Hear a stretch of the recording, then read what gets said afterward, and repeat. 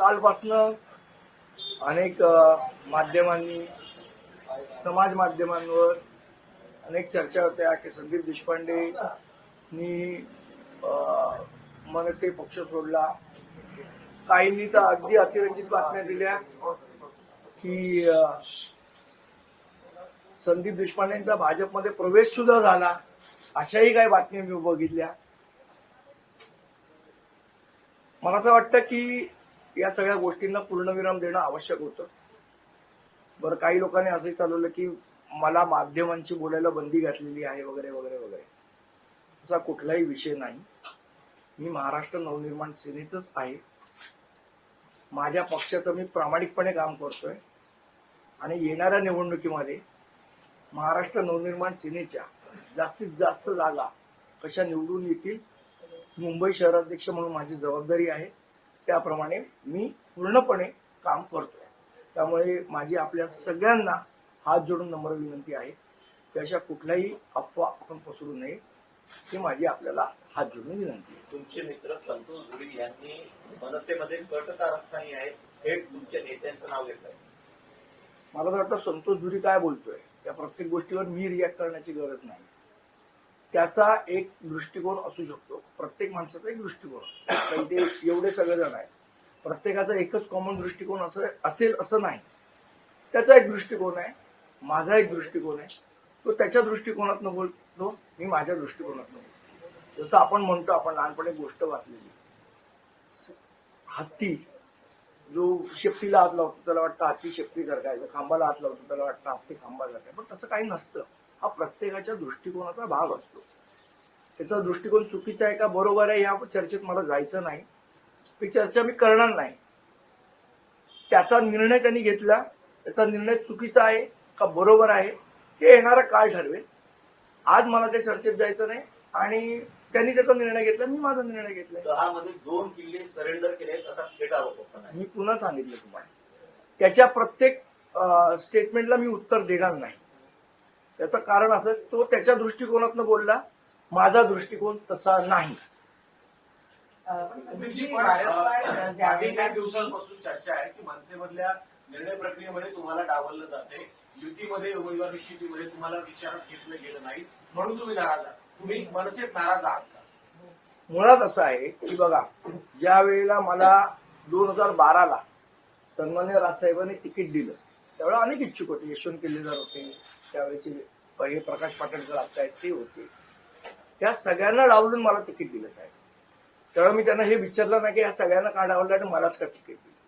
त्यामुळे एखाद्या प्रक्रियेत पक्षाच्या मी नसेल तर मला हे मी का विचारू त्यांना की या प्रक्रियेत मी का नव्हतो आणि तेच का आहे. हा पक्षाचा निर्णय आहे आणि तो आपण मान्य करायला पाहिजे. तुम्ही नाराज आहात दिसतोय. आपण संतोषजी जेव्हापासून बाहेर पडले सातत्याने ते जेव्हा त्यांच्यावर होणाऱ्या त्यांना ज्या काही त्रुटी आढळल्या त्या त्रुटीमध्ये त्यांनी स्वतःच्या बरोबरीनं तुमचं नाव घेतलेलं आहे सातत्यानं. तर त्यामुळे आणि आतापर्यंतच्या आंदोलनामध्ये सगळ्याच गोष्टींमध्ये आम्ही तुम्हाला एकत्रित पाहिजे. ती जय विरूची जोडी म्हणून प्रसिद्ध आहे मनसेची. असं असताना एक जण दुसरा निर्णय घेतो आणि तो सांगत असताना सातत्यानं तुमचं नाव घेतो. तर अशा वेळेला हा प्रश्न उपस्थित होणं स्वाभाविक आहे की पक्षांतर्गत कुरबुरीचे तुम्ही सुद्धा बळी पडतायत का? कारण संतोष जाण्यांच्या नंतर सुद्धा मनसेला सतत गळती लागलेलीच आहे.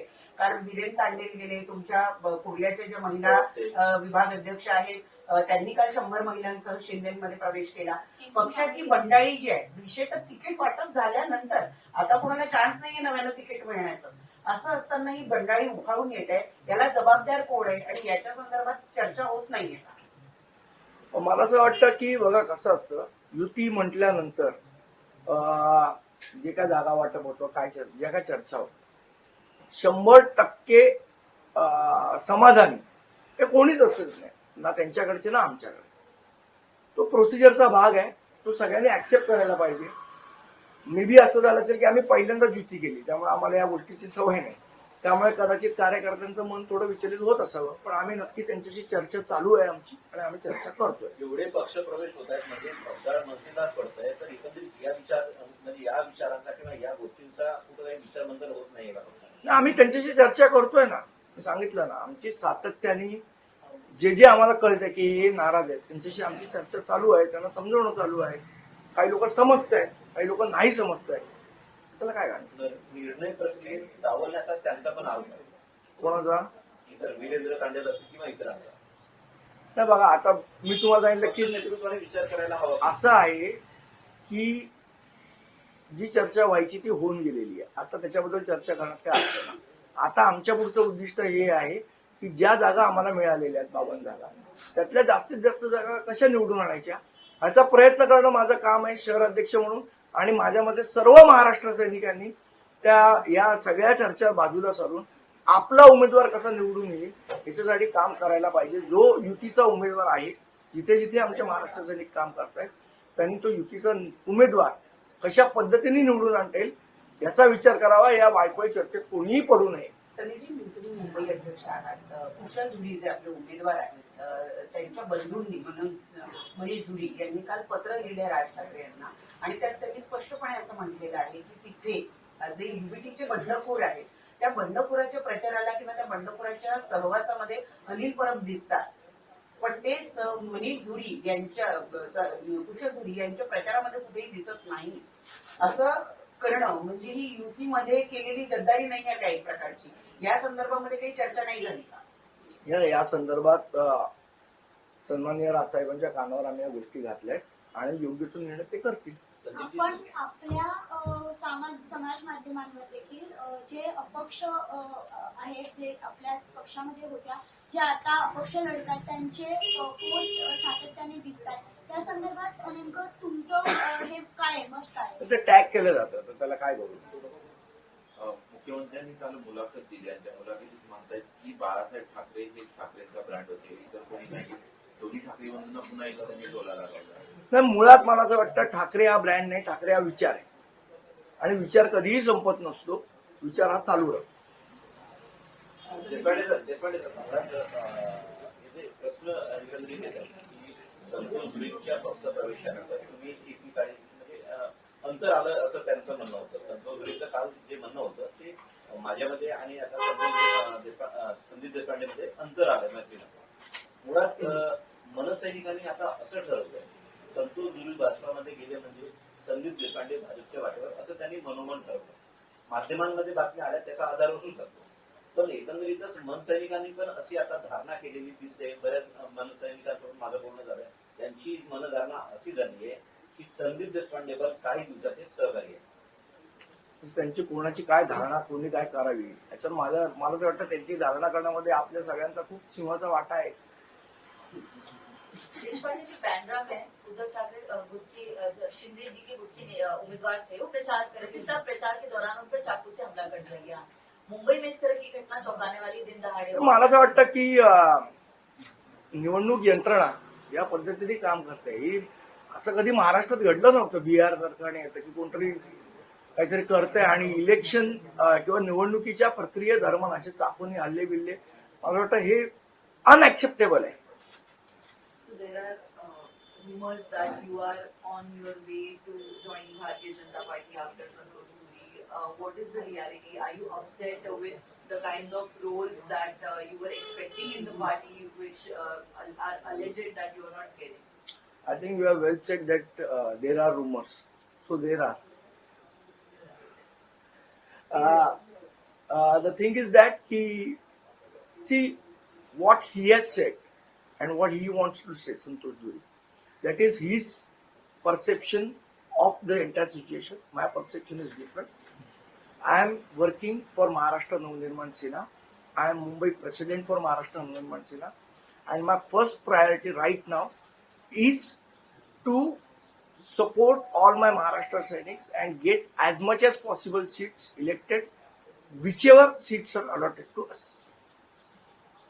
तुमची भारतीय जनता पार्टी वारंवार आरोप करत होती की भारतीय जनता पार्टीने आता अकोटमध्ये एमआयएमची युती केली.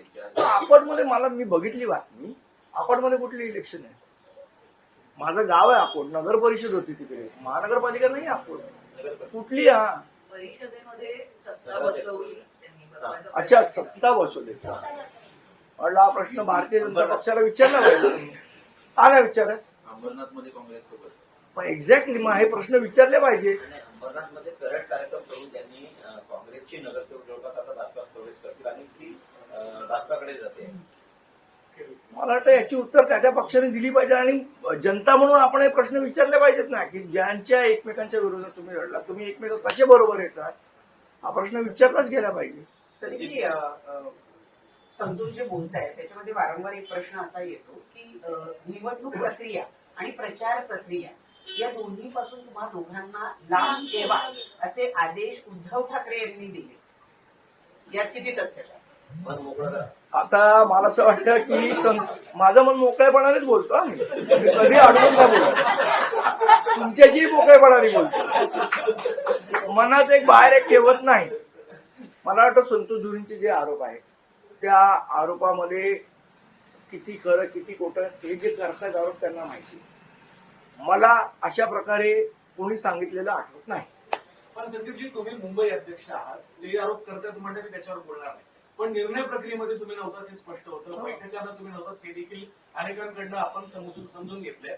53 जागा अवघ्या मनसेला मिळाल्या, त्यात किती जागा निवडून येतील असं तुम्हाला वाटतं आणि ज्या दिल्या त्या समाधानकारक आहेत का? ना असं आहे की मी तुम्हाला म्हटलं तर चर्चा जागा वाटपाची चर्चा, त्याच्यात किती जागा मिळाल्या, या बरोबर मिळाल्या का चुकीच्या मिळाल्या, या चर्चेत कशाला जायचं. आता जे समोर आहे त्याच्यातल्या मॅक्झिमम जागा आपल्याला कशा जिंकता येतील, मला वाटतं हा प्रयत्न असला पाहिजे. आता ती जागा चुकीची, ही जागा बरोबर, ही मिळायला पाहिजे होती, ती सोडायला पाहिजे होती, या चर्चेला आता काय अर्थ नाही ना, कशाला त्या गोष्टीत पडायचं. आता जे आपल्याकडे आहे त्यातनं चांगला आउटपुट कसा द्यायचा, मला वाटतं याचा सगळ्या महाराष्ट्र सैनिकांनी विचार केला पाहिजे. नाही, आता जे सिच्युएशन आहे, उभे 5-6 दिवस राहिलेले आहेत मतदानात आणि त्यावेळेला या सगळ्या कुरबुरी पुढे येणं, रोज पक्षाला एकेका व्यक्तीची गळती लागणं, सातत्यानं जे नेतृत्व आत्ताच्या घडीला आहे राज ठाकरेंच्या आजूबाजूला त्यांच्यावर आरोप होणं, हा प्रत्येक निवडणुकीचा भाग असतो असं म्हणायचं का? कारण ज्या पद्धतीनं, कारण असं नाहीये की काल परवा लोक आलेत पक्षात आणि आज ते गेले. पक्षातले जुने सहकारी जे राज ठाकरे बाहेर पडल्या वेळेला होते तिथपासून जवळजवळ 20-20 वर्षाचा प्रवास सगळ्यांनी राज ठाकरेंबरोबर केला, असे सहकारी राज ठाकरेंना सोडून जात आहेत. मी तुम्हाला तेच सांगितलं की यावेळेला पहिल्यांदा आम्ही युती केली, त्यामुळे 100% त्याला म्हणतो समाधान हे कोणाचाच होऊ शकणार नाही. आणि आम्ही त्यांना समजवतो की युतीमध्ये हा प्रोसेसचा भाग आहे, एखादी जागा मिळते एखादी जागा नाही मिळत, किंवा काही त्यांच्या जे काय कुरबुरी असतील त्यांच्याशी चर्चा करून आम्ही सोडवण्याचा प्रयत्न करतोय. जे समजतात ते थांबतात, जे समजत नाही जाते. देशपांडे साहेब, 2017चा मागच्या काही पत्रकार परिषदेमध्ये तुम्ही उल्लेख केला, 2017 मध्ये तुम्ही मातोश्रीवर गेला, परत तुम्ही उत्तर देणार हे मला माहिती आहे, पण संतोष धुरींनी असं पण आरोप केला आहे की 2017 मध्ये त्या प्रक्रियेचा मी भाग होतो, माझे सहकारी संदीप देशपांडे एकदा तर ते एक त्यांनी ट्रॅप हा शब्द वापरला, थोडं खुलवून सांगा तो प्रकार काय. मला तर वाटतं आता त्याची चर्चा करण्याची आवश्यकता. So political parties with completely opposite ideologies are coming together in this election. In Meera Bhayandar, Pratap Sarnaik is alleging that Bharatiya Janata Party is supporting MIM for the rallies, and the BJP is alleging that Shivsena Shinde group has already planned to go with Congress party. How do you look at? See, I think all political parties, those who are doing all these things, making alliance with opposite ideologies, are doing all these things only to gain power. There is no ideology left with them.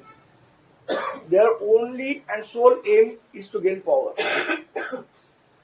Sandeepji, काल एक अजून धक्कादायक प्रकार असा पुण्याला कल्याण डोंबिवलीमध्ये की उबाठाचे उमेदवार आहेत रामचंद्र गणपत माने यांनी कल्याण डोंबिवलीमधनं उबाठाच्या चिन्हावर उमेदवारी भरली.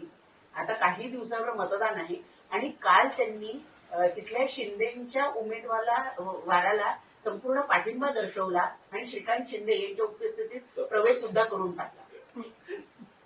Astonishing. पण कलनीय. देशपांडे सर, तुमचे शाखा अध्यक्ष आहेत मारुती दळवी, एवढं काय महत्वाचं. सध्या चर्चा आहे की संदीप देशपांडे नाराज आहे आणि मनसे सोडून भाजपत प्रवेश करते कितपत तथ्य वाटतं? तुम्ही सांगा, तुम्हाला आता इथे मी जे काय बोललो त्याच्यावरनं काही तथ्य वाटतंय का त्याच्यात?